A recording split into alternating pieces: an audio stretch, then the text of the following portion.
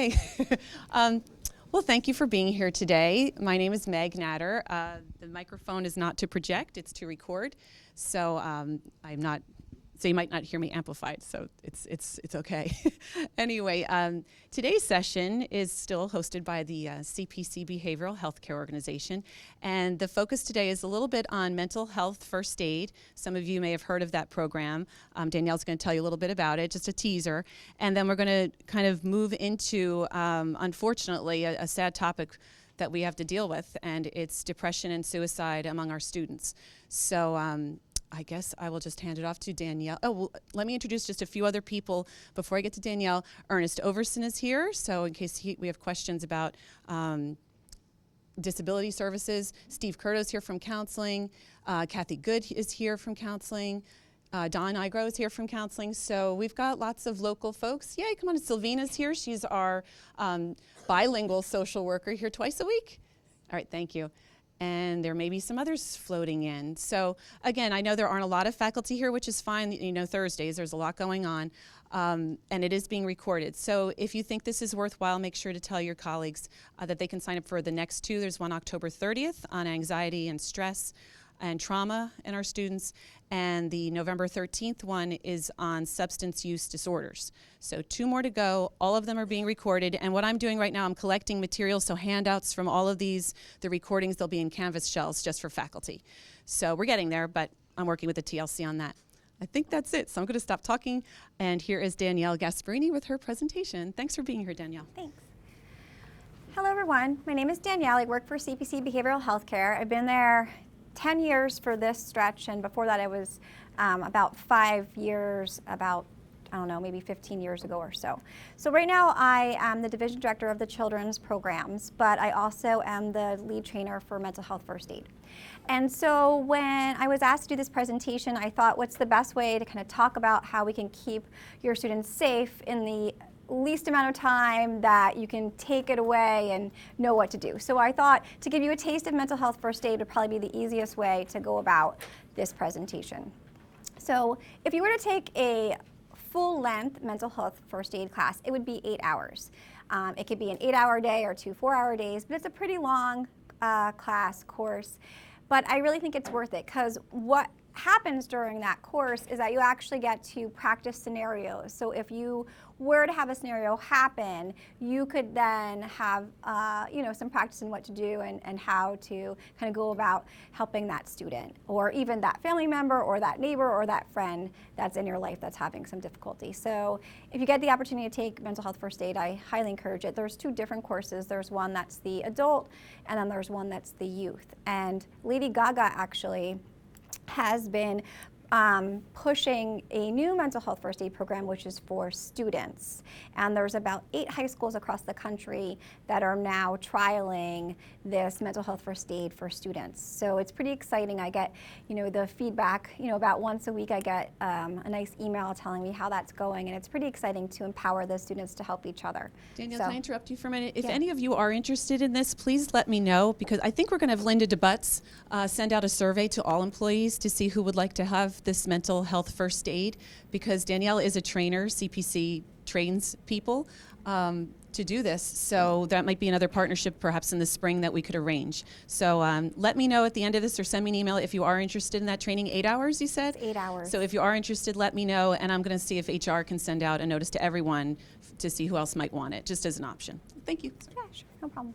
So what we'll do is we'll kind of go into a little taste of mental health first aid, and then we'll look at depression and suicidal ideation, and what you guys can do and how you can help your students if that's presented to you. So let's see. Oops. Just do that. Okay. So what mental health first aid is really, if you think about the first aid folks that come to your house or come to visit someone who gets hurt somewhere out in the community, mental health first aid is kind of the same thing. It's what you can do until that person can be hooked up with somebody who can actually provide them the therapeutic services that they need. So that's it's not going to teach you how to do psychotherapy in 8 hours. It's not going to help you fix somebody. It's really just going to be that stopgap until that person can get the help that they need.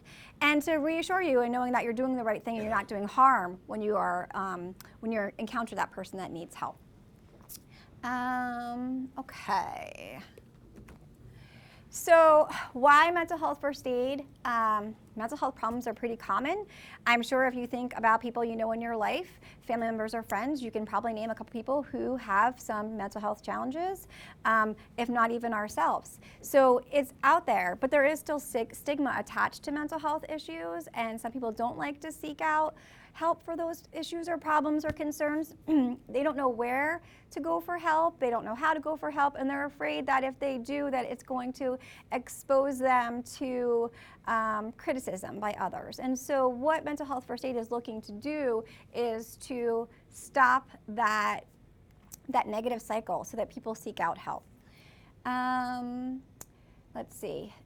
A lot of times people are just not well informed about what mental health problems are, and that there actually are really very good treatments, and that people do lead successful lives and are wildly successful even if they have mental health problems. People think, oh my gosh, if I admit that I have something going on, then it's all downhill for me. And so we want to make sure that that is not how people feel, and they know that there are options out there. And so I think you guys are in a wonderful position because you're in a place where people might trust you with their problems or issues. And if you can provide them some positive feedback about what's out there in terms of help, then that's really going to go a long way for them. Okay, so what might you see? So if you encounter somebody if we're kind of talking about just classroom situations, you might see a disengaged student, a student who suddenly isn't completing their assignments, who isn't doing their work, who isn't showing up to classes. Maybe they're nodding off in class. Maybe they're oversharing. You kind of have sometimes those students who you might pose a question and they kind of just give a lot of personal information, and a lot of that information really is about maybe some personal struggles, and the situation doesn't really warrant that oversharing. Maybe they have a sudden attitude shift. These descriptors also can be used to think about other people in your life. So what we talk about today in terms of how to help someone through mental health first aid doesn't just stop here in the classroom. So if you encounter people in your life who do some of these things, someone who is all of a sudden disengaged in their social activities, someone who was really organized and isn't anymore, someone who looks tired all the time, who isn't really keeping up their appearances, and someone who really used to keep up their appearances. Someone who has some kind of sudden shift in attitude, we know that something might be going wrong with them, going wrong for them. And so sometimes we're afraid to ask. We don't know if we are going to open a can of worms, or if we do open that can of worms, what to do next, because we're not equipped to handle what they might tell us. And so a lot of times we don't ask out of fear. Fear because we really don't want to hear anything bad, and also fear that we may not know what to do and we may not do the right thing. So what are some of the common disorders that you guys have already heard about that you might encounter in the classroom or with people in your own lives? ADHD, ADD, ODD, so attention deficit disorder, oppositional defiant disorder, anxiety disorders, which I know someone's coming later on to speak about specifically, bipolar disorder, which is someone who suffers from really like highs and lows, depression, eating disorders, psychosis, and substance use disorder. So these are the common ones, and these are things that you might hear or see or even have a little bit of idea what they're about.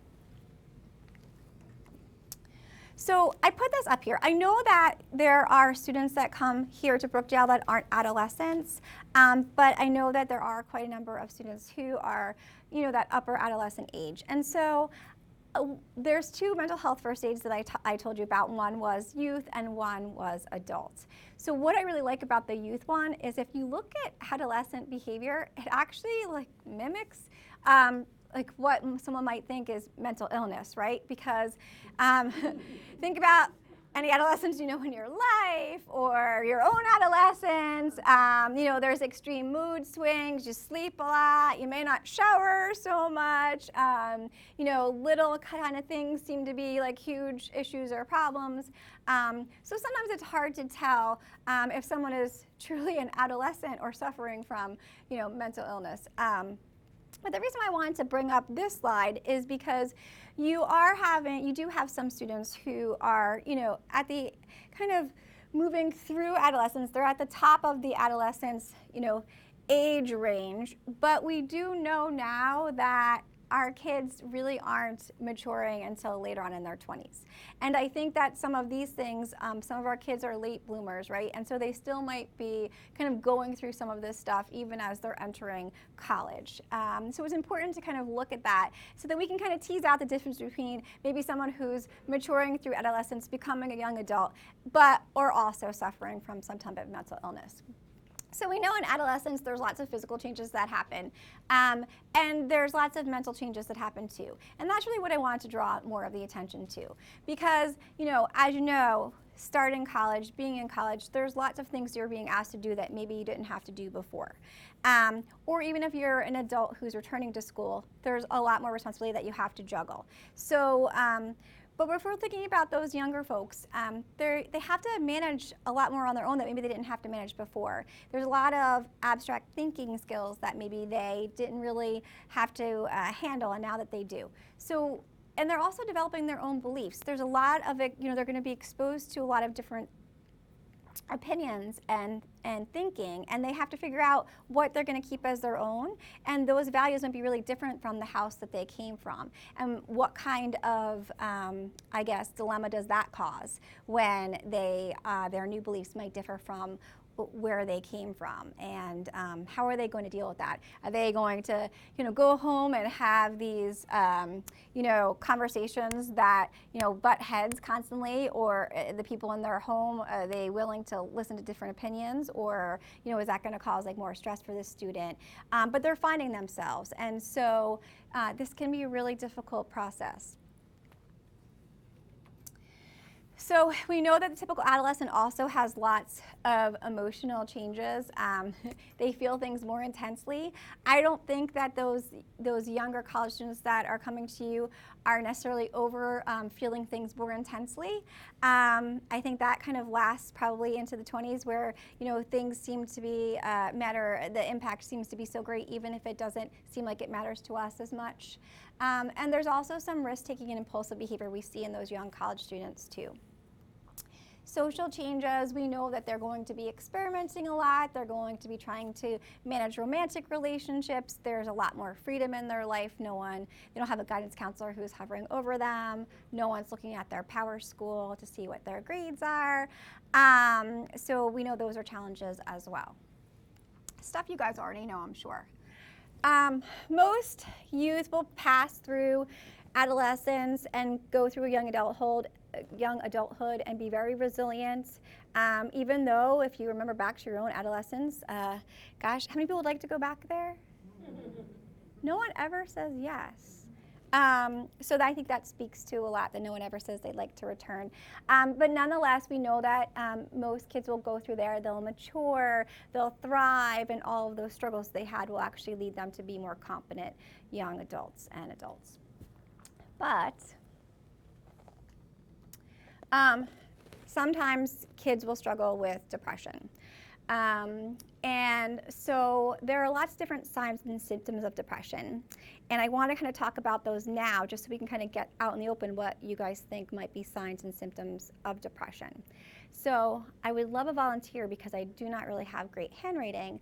So over on the board over there, I put the alphabet. Do I have someone who might want to scribe for me? So what we're going to do is we have every letter of the alphabet over there, and I want you guys to just think about signs and symptoms of depression. And we're going to try to fill every single letter, and trust me, we can. I know some of the letters might seem a little tricky, that X, but we can definitely fill every one. I've done this probably, 25 or 30 times, so I know that it works. So we don't have to go in order, but you can call them out. Yeah. Apathy. Apathy, okay. We have a B.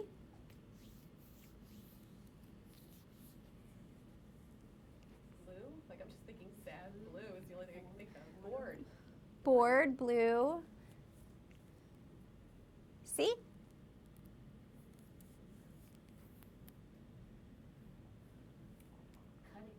Cutting, good, yeah. D.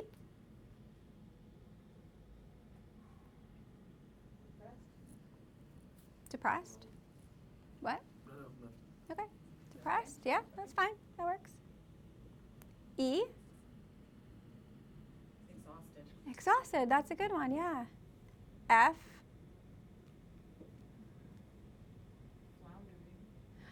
Floundering.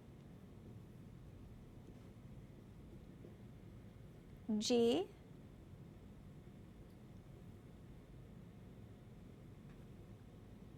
Guilty. Good. H?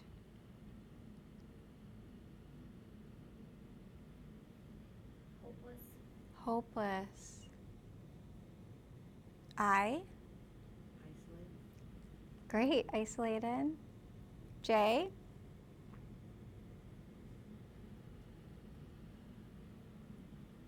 Jaded. Jaded. I was thinking judged. Sure. Jaded, judged. K?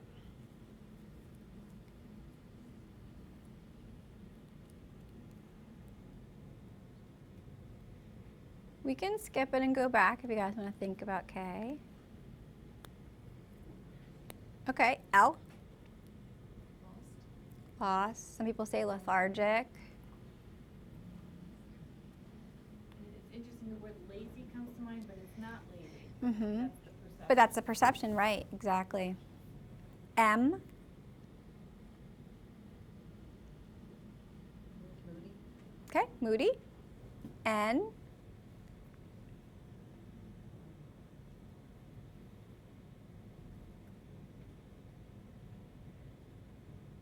Nihilistic. Okay. How do you spell that? Great. Did I get it? You did, yeah.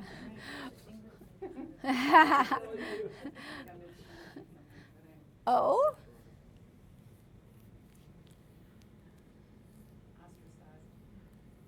Ostracized, okay.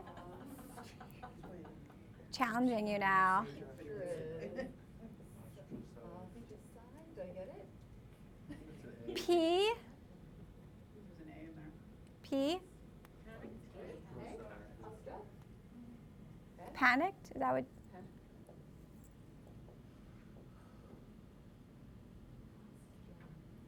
Q? Quiet. R?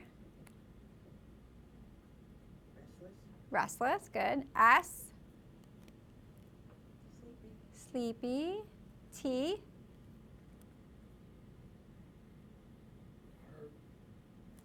Go with tired. U? Uninterested. V? Vulnerable.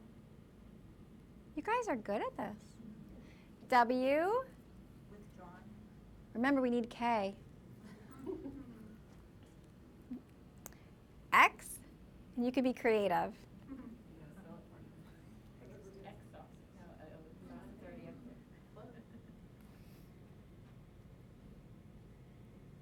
You- X-rayed, as if like, you know, you're being exposed to the world.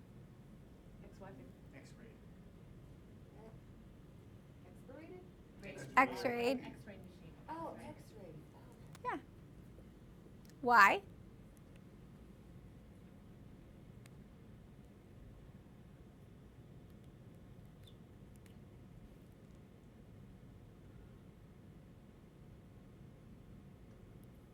All right, we can go back. Why would be like a text? Why? Like why?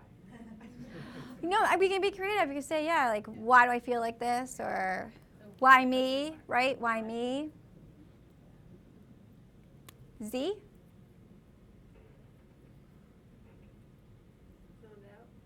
Zoned out. All right, K. Come on.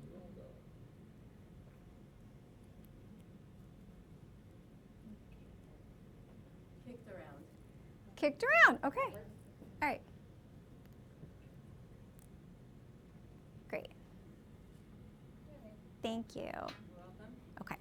So I know that seems like a little silly and kind of takes a little time, but it's nice to kind of put the words up there because they're interesting. A lot of the words up there do have some negative connotation to them too, right? But they are some descriptors that we use to talk about someone, or someone who talks about themselves who doesn't feel well, who feels depressed, who feels really sad. So if we are looking at people in our life, if we're looking in the classroom and we see someone who, just is apathetic, who is nodding off, who is zoning out, who just looks exhausted, and that's not their typical way, we might then think there's something going on with them. But what do we do with that? And I think that's where sometimes we get stuck. So we're going to look, so there's different things. So there's behaviors that are signs and symptoms of depression. So if someone is crying, or they're withdrawn from others, if they're neglecting their responsibilities, those are behaviors we might see. Loss of motivation, or maybe they're using drugs, alcohol. There's physical signs and symptoms that we see. Fatigue, lack of energy, someone who is overeating or not eating. They might have weight gain or weight loss or headaches or some unexplained aches and pains. So those are some physical signs of depression that we might see.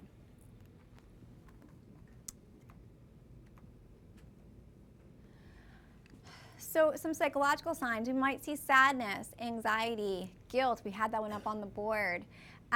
Just feelings of helplessness or hopelessness. Just like, I don't know that I can ever get past this. I don't know if this is going to end. I can't see that there's light at the end of the tunnel for me.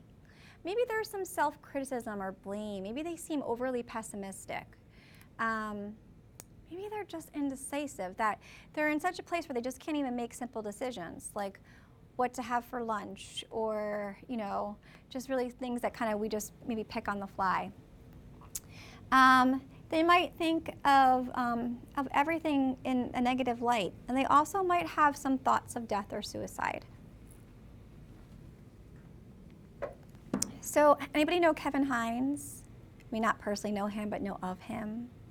So Kevin Hines, if I encourage you to go on YouTube and look at his video that he has on there. So Kevin Hines actually had a suicide attempt.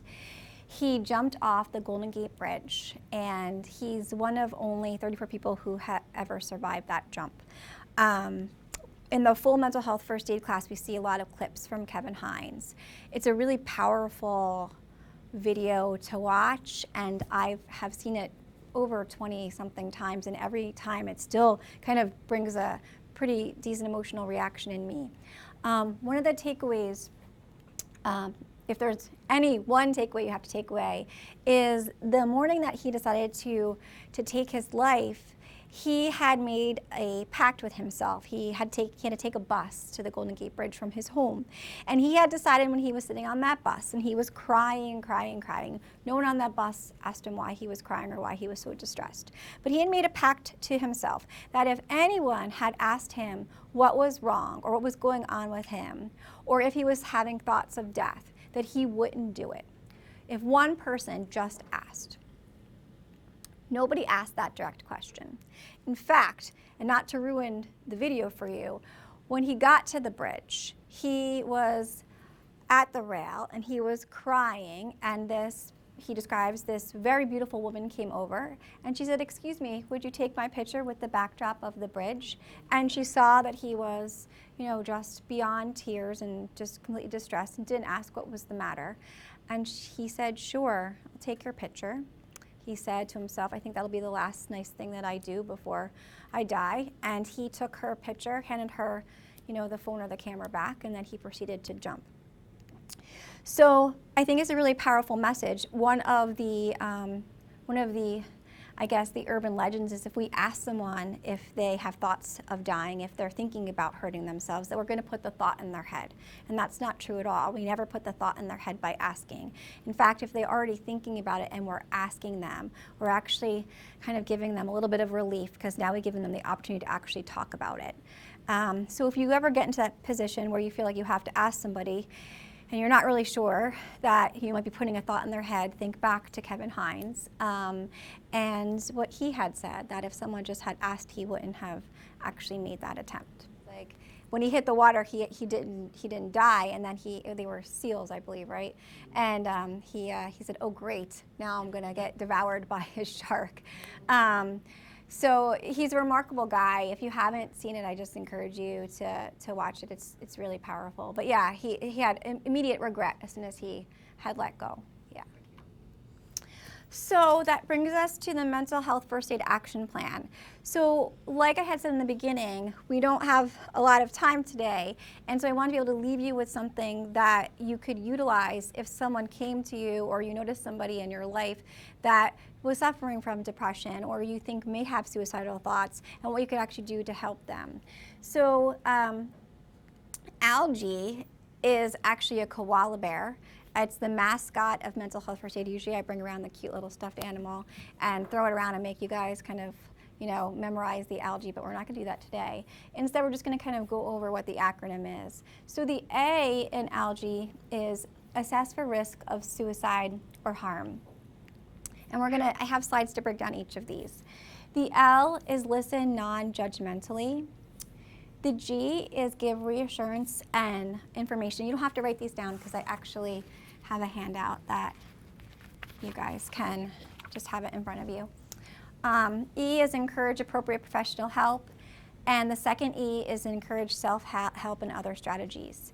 So in the full course, we will kind of practice how to utilize all of these, but for the time being, we'll go through them, talk about each of the steps and how you might use them to help somebody. Okay, so let me just go back to this one. So assess for of suicide or self-harm. So we have to feel comfortable asking people if they are okay. And like I had said before, this is a really difficult question for lots of reasons. We're afraid they might say they're not okay. We're afraid we might be ill-equipped to handle what they might say next. We might be pressed for time, as terrible as that might sound, but we might have something else that we need to do, and we're not sure that we might be able to manage someone else's crisis. We might be afraid we're putting ideas in their head, which we need to know that we're not. But we need to be direct in this question, and we can't beat around the bush, because if we're not direct, if we don't ask someone directly, we're not going to necessarily get the answer. And this is really hard. This is hard for professionals. I know there's some people from the counseling center here. It's never necessarily an easy question to ask someone, because even if you've been asking people for years and years, you still don't want to necessarily hear that that's what they're thinking, because they're human just like you, and you don't want someone to be in that much despair. So it's still hard to hear even if you've been doing it for a long time. So certainly difficult for a layperson or someone who doesn't have experience. But we have to ask. We actually really have to come out and say, do you have any thoughts of hurting yourself? Do you want to end your life? We have to be able to ask those very, very directly. And asking the questions are really hard, but the next part is listening to what they have to say without making them feel anxious about what they have to say. A good example, and this, I'm gonna just digress a little bit just to give you the example. So a couple years ago, I wanna say, I don't know, maybe 2 or 3, I went for my regular exam to my doctor. And they were starting to do these mental health questions, right? So there's all different types of little evaluations that pediatricians have now started doing, and different healthcare providers.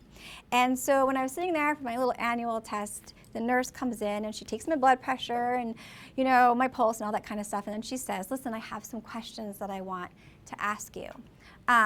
Okay, sure. So she sits herself behind the computer, and I'm kind of over here, and she buries her head as close as she can possibly put it to that little computer monitor and says, have you ever had any thoughts of hurting yourself? Doesn't make any eye contact with me and has her head completely in there. And I'm like, no. Okay. Do you feel like you get enough social interaction on a weekly basis? How many times? And so she's asking me all, so you kind of get where I'm going with this. She's asking me all, no one gave her any guidance on how to ask these questions at all. She was afraid that I would say something that she really didn't want to hear, and she tried to get through that as quickly as possible. What I received from that was, if I really did have something going on, she wasn't going to be the one that I was going to tell, because she couldn't handle it, and why would I want to expose her to that? Which really kind of give me a lot of insight into how it's so important that when I talk to people, that they have to make sure they're not like this poor nurse in my doctor's office that was trying her very best. But you know, the point is if you're going to ask these questions, you have to be able to receive the answers, right? And that can be really hard because we're not sure what someone's going to say. So that's the listen oops, I skipped ahead. Yeah, there we go. So that's to listen non-judgmentally. And that's really difficult. For a lot of reasons. We might want to jump in and say, oh, come on, you have so many things to live for. Why would you think like that? Or you might say, no, you don't really feel like that. Those are really not the responses that we want to give somebody. We want to hear what they have to say and take it all in. We don't have to agree with them. We're not saying you have to agree with them, but you have to be present in the moment for them. This is not a point in time where you're looking to solve somebody's problems, right? You're just trying to receive the information, listen to what they have to say so you can figure out what to do next. Anybody play poker? I don't play poker because I'm one of those people where I wear it all over my face. So if I was to play poker, I would lose. I would lose every single time. I was one of those kids that rolled my eyes, and my mom was like, if you roll your eyes more time at me, I'm going to slap you in the back of the head and they're going to get stuck that way. I don't roll my eyes anymore. But the point is we all kind of wear expression on our faces, and we have to check that. And, you know, if someone tells us, yes, I am thinking of hurting myself, you might have a look of, oh my gosh, or I don't know, who knows what your reaction might be. But it's really good to make sure that you can temper that, that you can control your facial expressions so that person doesn't stop talking. Just like thank goodness I didn't have anything to tell that nurse, but just like that would have stopped me from telling her just from the way that she was asking me those questions. So having a receptive facial expression, some receptive body posture is going to make that person really be able to be honest and tell you what's going on with them. Being able to not give them advice in that moment or to tell them it's not so bad is also really important. Just be able to be there and listen and hear what they have to say. I think a good point to think about this is, have you ever had, I mean, not here because it's Brookdale and I'm sure everything is awesome, but have you ever had a bad day at work, right? Maybe not here. Pretend a different job you had, not the Brookdale job. So if you ever had a bad day at work and you come home and whoever you kind of share your living space with, you come home and you say, I had this really bad day at work.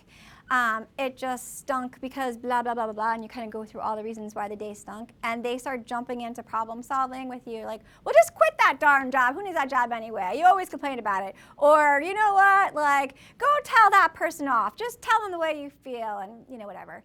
And you're like, oh, gosh, that's really not what I wanted. I kind of wanted them to say, that sucks. Yes. I'm really sorry you had a bad day. That really sucks. It sounded like your day was really awful. Hey, like, let's have dinner or let's go out or whatever. I don't want them to solve my problems. I want to be able to vent, right? So kind of think about that. This person isn't necessarily looking for you to solve that in that moment. They want that feeling solved. But for now, they're just sharing with you how they're feeling, and your job isn't to solve the problem. Make sense? Okay. All right, good. Give reassurance and information. So we never want to lie to somebody. We never want to say, don't worry, you don't have to go to the hospital, or don't worry, I'm going to make everything just fine. I'm going to make you better. We don't want to kind of give anybody false hope that we can fix everything, but we want to let them know that we're going to be there for them. We're going to see them through whatever is going to come next, that we're glad that they shared with us because it's better than keeping it to themselves, and that together we can work through it, and if we can't figure out what to do next, we're going to bring somebody in to figure out what to do next. So that's this, give reassurance and information. Here we also want to give some choices. So if they answered your question earlier that yes, I do have some thoughts of hurting myself, I think about it pretty regularly, and actually this morning I really came up with a plan. I really know that you know, tonight I have some pills that I've stored up and I'm going to take them later on today. So that's a pretty clear plan. they have the means, they have intent. They're they're pretty committed to go through with that. You know that you aren't able to leave that person. You know that something has to come next. So if that's what they're telling you, you can say, listen, we have some choices here. We can call, 911. We can get an ambulance here to drive you to the hospital. We can drive together if you feel that that person is in a danger in that moment and you feel safe driving them. We can call the counseling center and we can bring them into this and they can, help us devise how we're going to get you some more evaluation. The good thing is, or the important thing is to keep that person in the loop of planning, right? So they've shared with you how they're feeling. They've put this trust in you. You don't want then to remove them from what happens next. You want to keep them involved to the best of the situation's ability involved in it, to give them choices about how to proceed, to give them a sense of control. Do any Brookdale counselors want to add something to that? I mean, I know we have everyone knows about 5555, the behavioral crisis line. So that's probably the first thing you'd want to talk to the student about, that I could call right now. I can call a counselor right here at Brookdale to come and speak with you. So that's the best, I think, unless someone wants to add, but Roseanne? Yeah, I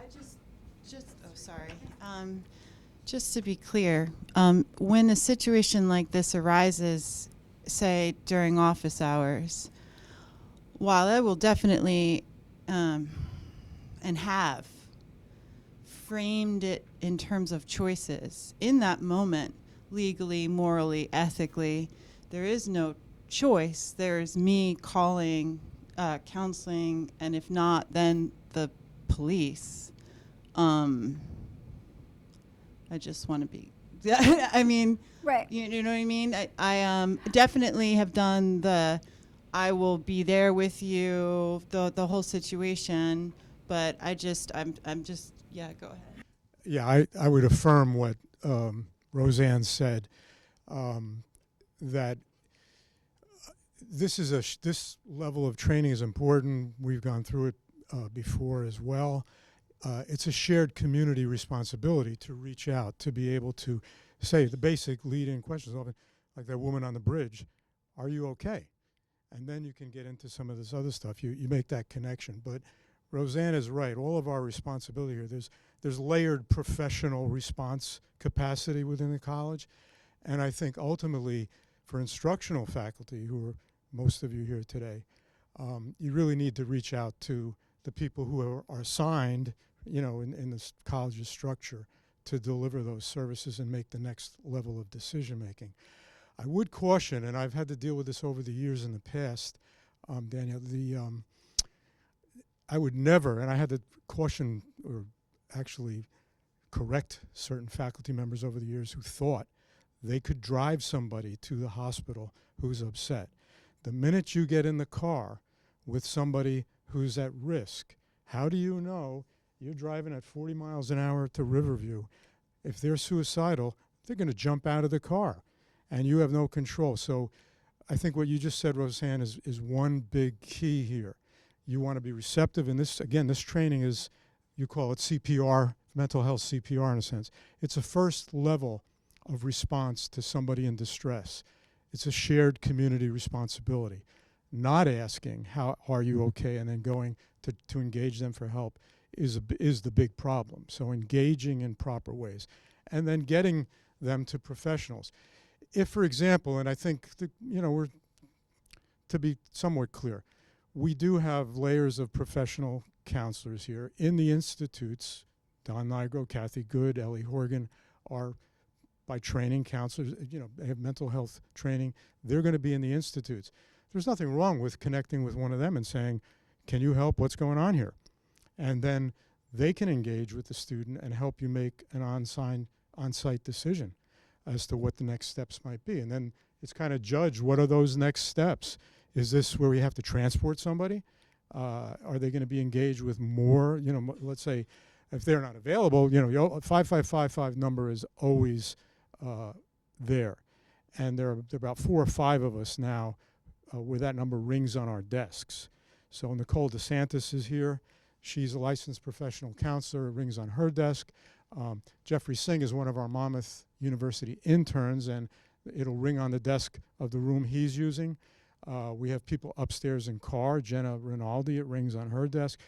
It rings on my desk. It rings in the Veterans Center, which we're associated. So that number you can always reach somebody, and I have to say, if you're that concerned about somebody, stay on the line, because if you can't get one of us, our police, and I just met with 3 of them this morning about another issue that's going on behind the scenes, are wonderful about responding. I've been working with them behind the scenes for 15 years. And they'll at least show up. It could be, for example, all 5 of us might be busy with another crisis case that has happened. So just because that number is ringing doesn't mean the system doesn't work. It works perfectly. And it's a 24/7, 365 line internally. We have an external line you can call from home. I don't want to be wordy. I'm just fleshing this stuff out, where I had set that up a couple of years ago, because I've had cases at night where I live. I'm not going to call my local police and do a dance of explaining who am I, and then say, now you got to call the Brookdale police because we've got a student I want to do a welfare check. The same with, this is largely an English faculty or humanities institute. So if you're sitting at home grading a paper and you finally get to the paper where the student says, and by the way, I'm going to kill myself, there is that number. It's in our brochure. We can get them to. Yeah, the one that says it's a 732, so it's actually an external line. That too will ring right into Monmouth County Dispatch, which will get one of our police, the same as 55. It's a 732-224. I think it's. I haven't remembered. I think it is 2396. We can verify that. But again, you use a number of layered responses. So again, if Kathy's down the hall and something's upset, and you can go engage Kathy and at that level, that's good. But never take it on yourself to do to find a solution to this, because they are high risk. And sorry to go on long, but I'm just giving the background. No, I will go get a brochure to make sure. I'm glad you added that, because mental health first aid is kind of a community course, like you mentioned. And so I'm glad you corrected me, because by no means was I saying as faculty member. What's that? I didn't want to correct you. No. But by no means as a faculty member should you put someone in your own car. So I'm glad that, but in the course of your own life, because when we do this course or when we talk about this, we know that sometimes you'll take this and bring it into your personal life too. So that was more to speak to in your own life, someone in your personal life, kind of proceed from there. Danielle, the phone number, by the way, it's 224-2986. I was close. But this is the website that I've shown before. That's just the number to make an appointment. Oh, to make an appointment. So is there the crisis? Is this it? So this is to make an appointment. So we'll see what. Here's other numbers. Maybe it's this one. That's Monmouth Medical's crisis number. Yeah. Any other counselor want to for a better? So. Yeah. Is that the one, Sylvina? Well, PES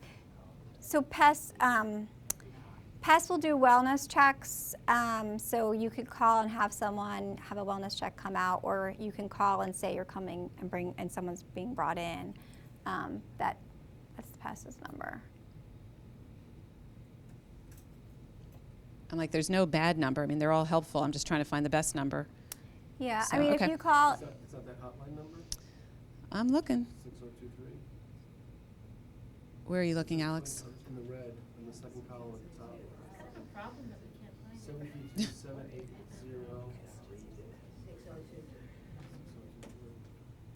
It says 24-hour crisis hotline.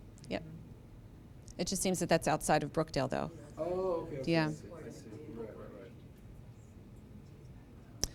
All I can tell you is that after hours, I would call that 224-5555, and it goes right to our police, or call our police. They're excellent. I mean, it's not great for a police officer to come to the student because they're in uniform and it's intimidating, and I get it. But they're so good, and they're very. I mean, Anthony was just over the other day, the sergeant, and they're really excellent. They've been trained. So until Steve comes back with a better number, I don't think any of these could hurt. And there's always 555. Yeah. 224-2329. That's the outside number. I wonder why it's not on here. 23. Brookdale take a crisis hotline, and it comes up as the number for the outside external. Oh, gotcha. Okay, so one more time, Nicole. 732 224 2329 for the emergencies in the evening for Brookdale student related. All right, well, I'm going to leave it to you counseling folks to fix this so that's on here. Unless it's better just to dial the 555 number, I don't know. So what do we dial? Do we dial the 5555? During regular hours, Donna, just hit any campus phone, 5555. If no one answers, it automatically goes to the police. All right, so even if you call from outside, 224-555, would that work? I don't know. I don't know if that's just internal. I would Okay. go with 2329 if you're So not. 2329, if you're at home reading a paper or a student is emailing you and you're concerned, it's 224-2329. All right, this is good. Yeah. Anyhow, and this is, I'm thinking everyone's seen it before, but Danielle, you go back to your talk. We've got about 10 minutes to go Okay, perfect. from current slide. Okay. Thank you. Okay. So the E is encourage appropriate professional help. Someone who is in crisis might not be sure what happens next. And so the idea is to explain to them what might happen next, right? So that you will probably, if it's that first example I gave, that you are going to have to be seen by a screening person, and we can figure out how that's going to happen and give you some choices around how that happens. But you're going to have to be seen by a screening person. They're going to ask you some questions. You're probably going to have to be seen by, a doctor at some point as well. So the idea is to encourage that to help maybe get them through any insecurities they have around that. But encourage them how, feeling how they are in that moment doesn't have to last, and that, we can find someone who can help them and make them feel a little bit better.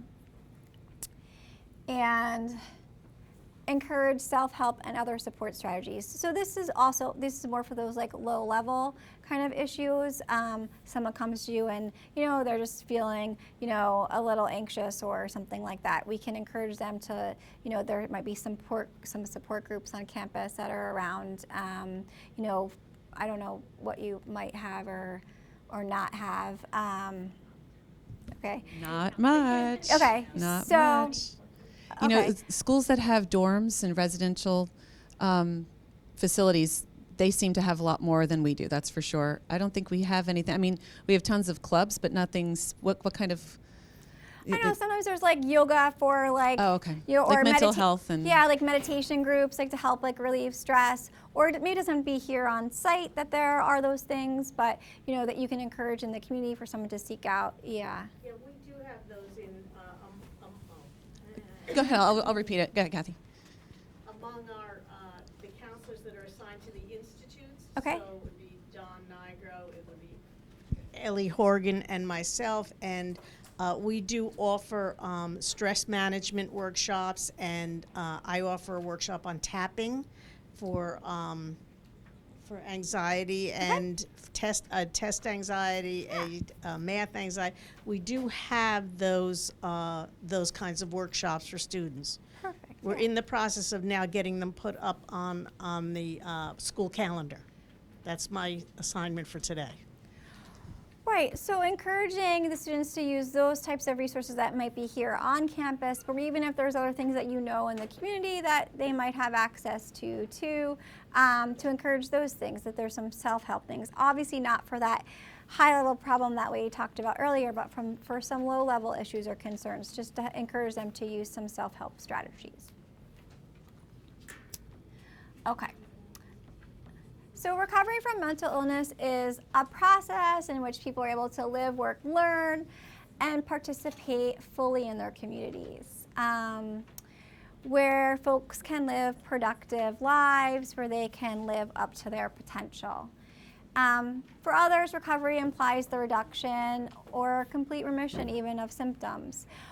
The important takeaway from this is to let people know that there is hope, that it's not just this, this death sentence to have a diagnosis of some type of mental illness. There's lots of great treatment out there, whether it's pharmacological treatment or therapy, there's a lot out there to help folks, and they don't have to suffer in silence. And that first step of just letting you know that there's something going on with them, that those first steps of you asking them is that path for them to recover and to live a more fulfilling life. Everybody wants to be able to live and love and just live life to its fullest, and someone that's suffering from mental illness isn't really able to do that unless they get some support and the right resources to help them. And so that first conversation that you have with them is really that first step on that journey for them feeling better. As instructors, a lot of us, I think, are most concerned with what do we do in an emergency. We just want to be prepared for that. So we've got the phone numbers. Do you advise that if somebody is saying, if you ask the direct question and they say, yes, I am, is it better to walk them somewhere, or is it better to stay put and have help come to you? Like, what's the best thing to do? Like, what should we do? Right. I mean, I think it's important for that person to have some privacy, right? So I wouldn't advise walking them clear across campus necessarily. But if you might have to if it's a classroom full of other students and there's an empty classroom next door, that might be kind of nice to give them a little bit of privacy. But I would think in that situation it's probably better to have someone come to you if possible. I think it just depends on kind of where you are. Like if it's a crowded cafeteria, you know what I mean? I think it just depends how many other people are around and what the demeanor of that person is that you're talking to. I've had instructors take a break from class, and then the student comes down to my office, or they can go to Kathy Good, Dawn, or Ellie's office. That's been helpful. Were you going to say that, Kathy? I was going to say Steve Curto is absolutely right. We're there. We're in the institutes now. I don't know the status of your counselor, but Dawn is in social science and business. I'm in the health sciences and STEM Institute. And it's not a bad thing to call on us so that we can help sort it out and get the student to where they need to be, whether it be to Nicole or Jeff or to whomever. My experience has been that a counselor comes running over and scoops up the student, and they help. They may stay and talk for a while. So, but it's you don't want to be alone. Obviously, it's scary. I get it. So, hit the phone or just take a break and talk to the student. You know what? Let's go to a quieter place. I want to make a call to get some help for you. Anyway. Do you have any advice on how to keep the student there once you've made the phone call? Which phone call are you referring to? Because I had a student who came after class. It was after hours. I called 911. After a while, I called 911, and as soon as she knew I had done that, that was it. She was bolting, and I tried, but I couldn't keep her. Right. So I think a lot of times, so obviously it's a high tense situation, right? And so you're really worried about the person, and so you want to kind of call 911. I think that if there is a few moments before you, obviously if it's emergent because there's imminent danger, then you have to call right away. But if there's a few moments where you can let them know that that's what you're doing as opposed to surprising them and doing it, then it feels like it's more of a joint decision. You know what I'm saying? Obviously, if it's a situation where I have to call right now because they're doing something physically that is concerning to me and is very dangerous, then you don't really have the choice to kind of have that, let's have a little rapport around this. But I think you have the person a less chance of them bolting if you're able to have a little conversation about, okay, so from what you told me, we really need to move on and get some other people involved because this is kind of out of my realm of expertise. So we tried this other number and they're not answering, so I'm going to have to call 911, and that's what we're going to do. We have to do this because this is going to keep you safe. And I think that a lot of times when we can have that back and forth as opposed to just shocking them into doing it, that's going to keep them more engaged in the moment and stay. Sometimes they're just panicked and shocked by it. But obviously, like I said, if it's a situation where there's imminent risk and you can't have that because they're holding something that's harmful to them, then you have to just act immediately. But usually it's about that little conversation. Yeah. Kind of going off of that, being comfortable having that conversation, even and the PowerPoint presentation kind of went over it, having that conversation with them about what getting professional help would look like, explaining the process. All right, you're expressing suicidal intent. you have a plan, you're expressing this hopelessness to me, I'm gonna make this call and I would like you to be part of it. You can even make the call together to have that conversation about this is what the process will look like. We make that call. The person would meet us here. They can take you into inpatient for psychiatric screening. And you can explain it's to get better resources that are better for them in that moment to better help them. You know, kind of keep it focused where it's like they understand that they're doing this. I mean, even having that conversation with you, they're expressing that they are looking for some sort of help. So being able to explain that process, what it can look like, can take that edge off where they won't feel as surprised because they know exactly what's going to happen. And thank them for their courage, you know. I think that's like so important. It was so courageous of them to share with you, you know, and I think it's important to point that out. Like, thank you for sharing with me. I know it must have been so hard for you to actually articulate that and to share, and so thank you. And so it's so meaningful that you shared with me. I want to make sure that I don't let you down about what you shared, and so we can work on coming to like some type of way to kind of move forward with this. I think that's really important. That shows like just where you are with your intent to help them, right? Yeah. You know, I'm also struck thinking about how much we want to try to help, even when it's outside of our particular professional expertise. But sometimes I also think about the fact that people have the right to make the wrong choice. And if you have expressed to someone that they need assistance, but they choose to leave, our only recourse might then be an incident report. We can't make them come to care. I'm wondering what the professionals in the room think about my thought. I mean, I think that if there's someone who has expressed an intent to hurt themselves or somebody else, you're kind of in a predicament where you have to move that forward. So if that person, if you're really concerned that that person, I'm not saying that they're saying, I'm sad and I'm gonna go eat a bowl of ice cream tonight, kind of sad, but like, you know, I'm sad and I think I might like take my life tonight. I think. Well, what I mean is if you called 911 and they left, there's nothing you can do about that. But Well, you may need to report it in some way that you have taken that action, but you can't force people to stay.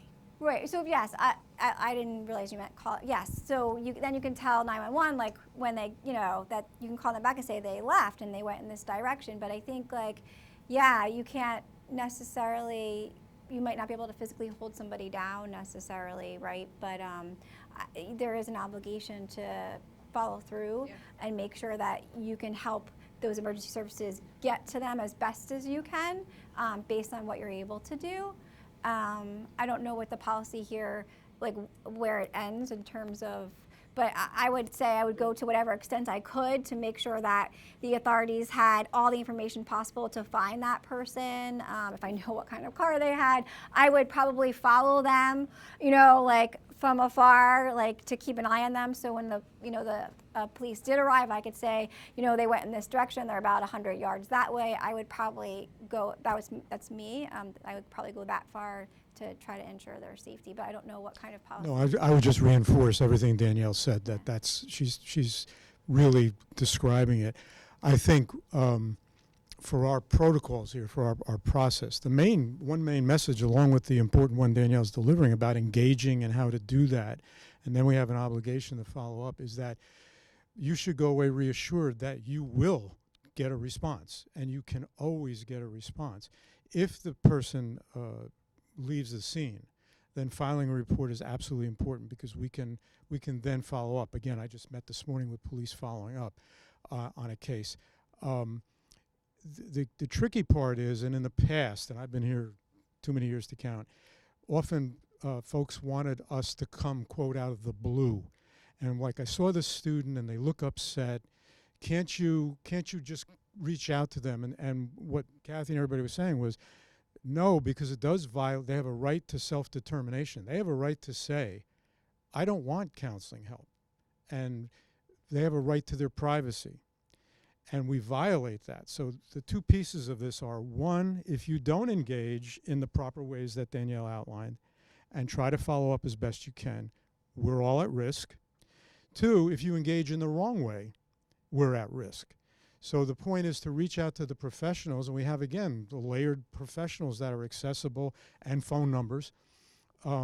We just can't call up a student and say, hey, I heard your teacher, I heard that you're upset. So the student's going to say, who told you?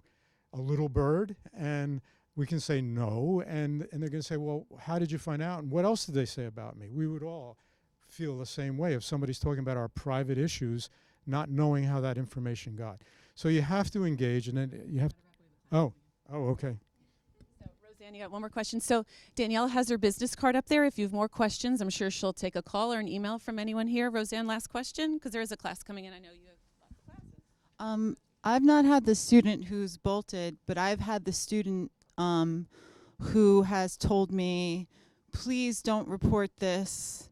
I could lose my health insurance. I can't have my parents find out. I'm not good, even though I just said I'm going to hurt myself.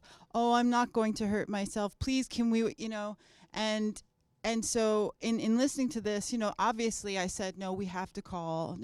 But what I've realized is that I think we need scripts. Like listening to you saying, oh, don't forget to say thank you for, and don't forget to say this, and talk to them about their options.